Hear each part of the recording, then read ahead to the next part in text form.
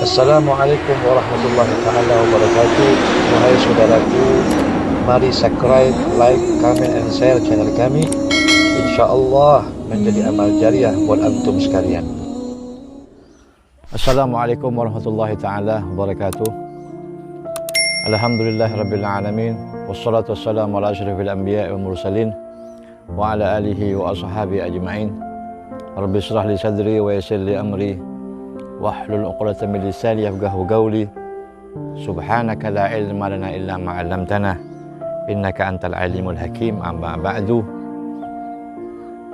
Alhamdulillah, ikhwan rahimakumullah, ketemu lagi saya menyapa Anda. Alhamdulillah, kita bersyukur kepada Allah Subhanahu wa taala atas segala limpahan nikmat anugerah yang selalu Allah berikan kepada kita.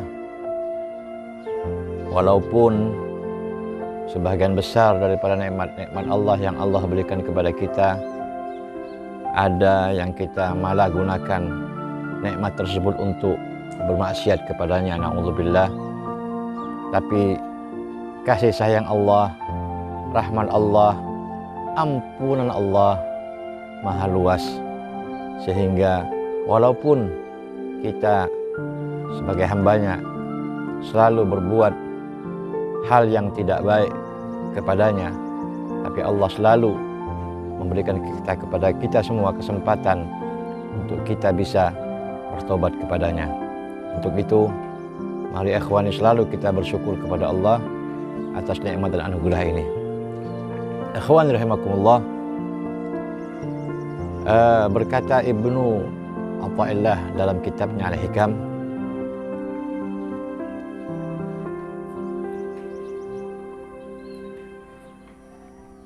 qaumun agamahumul haq li khidmatih wa qaumun ikhtassahum bimahabbatih.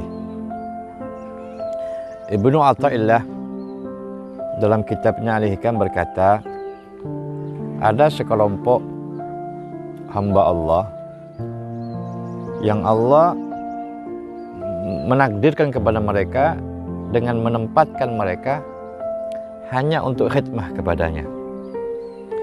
Kemudian ada kelompok yang kedua, qaumun ikhtassahum bimahabbatih. Ada kelompok hamba Allah yang Allah hanya mengkhususkan mereka hanya semata-mata hanya untuk mahabbah kepadanya, cinta kepadanya. Ikhwan rahimakumullah, kelompok yang pertama yang disebut Ibnu Athaillah, kelompok yang Allah tempatkan mereka semata-mata khidmah kepadanya, maksudnya adalah khidmah kepada agama Islam, menghambakan dirinya, mengeluarkan segala energi ilmunya hanya untuk semata-mata menegakkan agama Allah, yaitu dengan mereka ini mengajar, dengan mereka ini berdakwah kepada Allah, dengan mereka ini amar ma'ruf nahi mungkar. Artinya apa yang dia lakukan semata-mata bagaimana syariat ini tegak. Yang mereka lakukan, dalil yang mereka ungkapkan semata-mata dalil yang hanya dalil zahir saja. Ya, kelompok yang pertama ini biasa disebut oleh kita-kita ini sebagai ahli syariat. Jadi mereka inilah orang-orang yang melakukan hal-hal semata-mata dalil zahir yang ada. Ikhwan rahimakumullah, jadi kalau kita melihat kelompok yang pertama ini, sebagaimana dikatakan seorang ahli tasawuf, secara garis besar kelompok ahli syariat ini dibagi tiga. Ada yang disebut ahli ibadah, ada yang disebut ahli zuhud, ada yang ketiga amar ma'ruf nahi mungkar.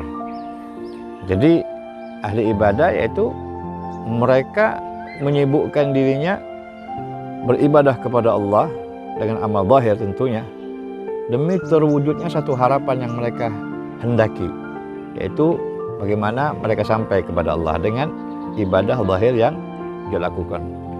Jadi dia rajin beribadah kepada Allah, dia betul-betul tegakkan syariat Allah itu dengan mereka memperbanyak ibadah-ibadah zahir seperti ibadah sholat, ibadah puasa dan lain sebagainya.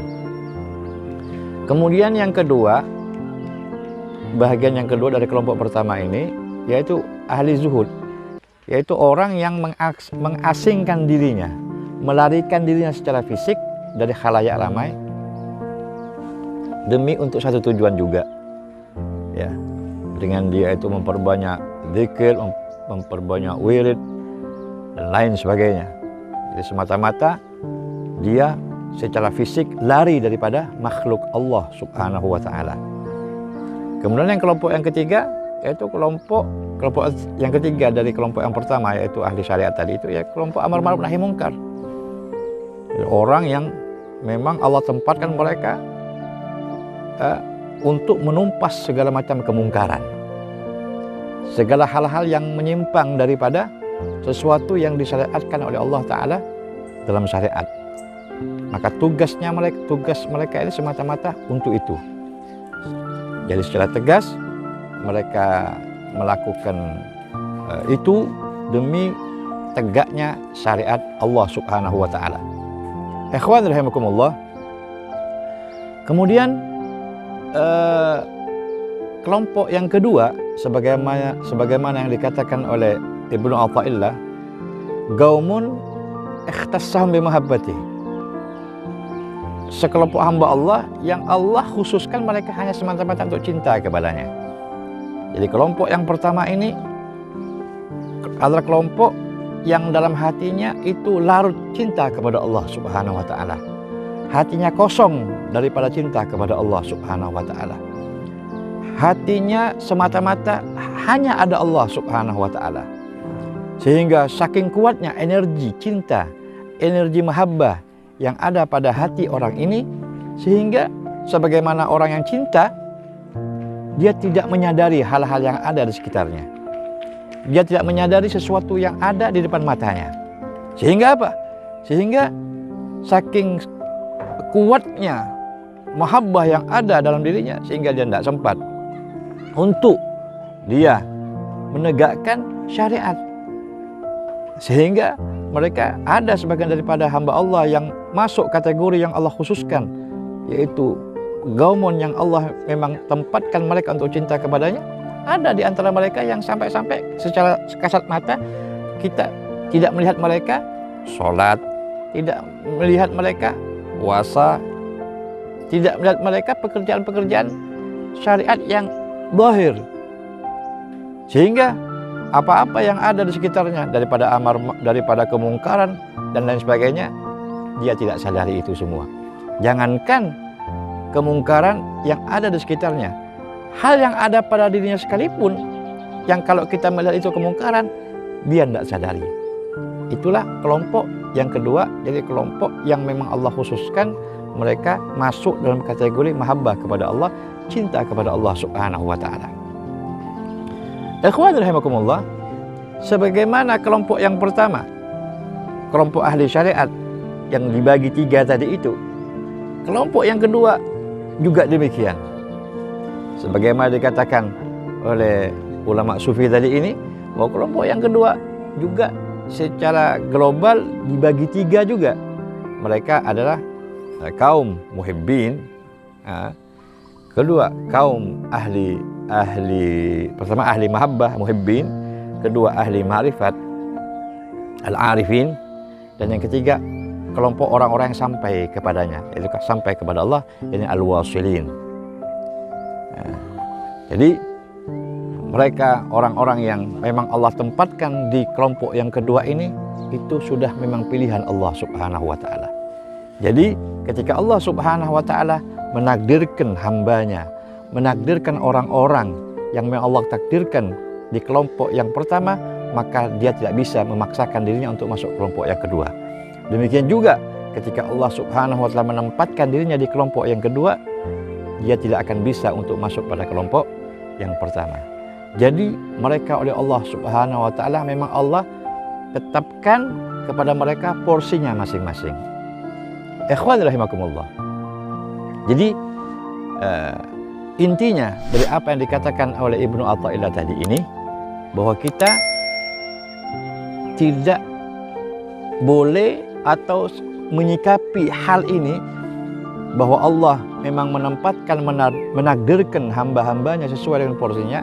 Masing-masing dari kita tidak boleh suudzon kepada yang lainnya, tidak boleh berburuk sangka kepada yang lainnya. Jadi ketika seseorang yang secara kasat mata kita melihat ada kelompok manusia yang secara garis besar mereka tidak sesuai jalurnya sebagaimana yang disyariatkan oleh Allah, ya, yakni kalau kita melihat misalnya masalan ketika kita melihat orang-orang yang berada di kelompok yang kedua, yaitu orang-orang yang ahli mahabbah, memang Allah khususkan mereka hanya untuk cinta kepada Allah, sehingga apa yang saya katakan tadi, mereka tidak sadar dengan apa yang ada pada dirinya, bahkan orang-orang yang ada di sekitarnya. Dan kalau kita lihat mereka adalah orang ahli jadzab, wali-wali jadzab. Jadi kita tidak bisa menghakimi mereka dengan dalil syariat, karena apa yang mereka lakukan memang sudah takdirnya Allah seperti itu. Dan kita sebagai orang yang dikelompokkan di kelompok yang pertama, tidak juga boleh kita memaksakan diri kita untuk masuk kepada kelompok yang memang Allah khususkan untuk itu. Maka hancur kita kalau kita melakukan hal seperti itu. Ikhwan rahimakumullah, ada satu cerita yang saya kutip, yang saya baca dari seorang ulama besar, Syekh Said Ramdan Al-Buti. Beliau mengatakan, beliau bercerita yang berkaitan dengan apa yang saya sampaikan tadi ini, bahwa dulu ketika beliau masih muda, ya, beliau pernah dibawa oleh ayahnya, oleh abahnya bersilaturahmi kepada seseorang yang ahli mahabbah, ya, ahli apa namanya, di kelompok orang yang masuk kategori orang yang hakikat tadi itu.